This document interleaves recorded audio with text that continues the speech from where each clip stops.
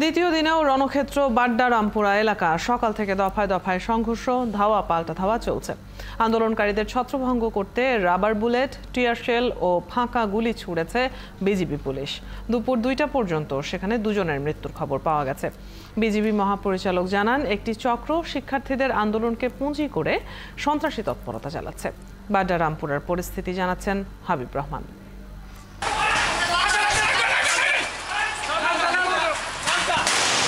বৃহস্পতিবারের মতো শুক্রবারও সকাল থেকেই বাড্ডা, মেরুলবাড্ডা সহ রামপুরা এলাকার সব সড়ক ছিল নানা বয়সী আন্দোলনকারীদের দখলে।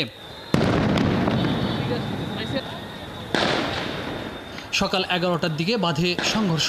তাদের ছত্রভঙ্গ করতে টিয়ারশেল ও রাবার বুলেট ছড়ে পুলিশ। শুরু হয় দুই পক্ষের ধাওয়া পাল্টা ধাওয়া। এ সময় রামপুরার প্রতিটি অলিগলিতে অবস্থান নেয় আন্দোলনকারীরা। ধীরে ধীরে পুরো এলাকায় ছড়িয়ে পড়ে উত্তেজনা। পুলিশ ও বিজিবিকে লক্ষ্য করে ছোড়া হয় ইট পাটকেল। দফায় দফায় টিয়ার শেল ও রাবার বুলেট ছোড়া হলেও বারবার ফিরে আসে তারা। পরে আবারও কঠোর ভূমিকায় নামে বিজিবি ও পুলিশ। তাদের ছত্রভঙ্গ করতে গুলি ছোড়ে বিজিবি। সড়কের বিভিন্ন এলাকায় জ্বালিয়ে দেওয়া হয় আগুন। জুমার নামাজের সময় পরিস্থিতি কিছুটা শান্ত হয়। তবে নামাজ শেষে নতুন করে আবারও রণক্ষেত্র পুরো বাড্ডা রামপুরা এলাকা। আগুন লাগিয়ে দেয় আনসার ক্যাম্পে, পুড়িয়ে দেওয়া হয় ওয়াসার সাব স্টেশন। তাদের ছত্রভঙ্গ করতে আবারও টিয়ার শেল, রাবার বুলেট ছড়ে পুলিশ ও বিজিবি।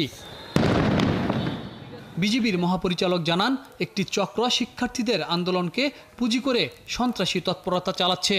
তাদের যে কোনো নৈরাজ্য ঠেকাতে প্রস্তুত বিজিবি। এটা একটা দূরভিসন্ধিমূলক একটা ষড়যন্ত্র করা হচ্ছে।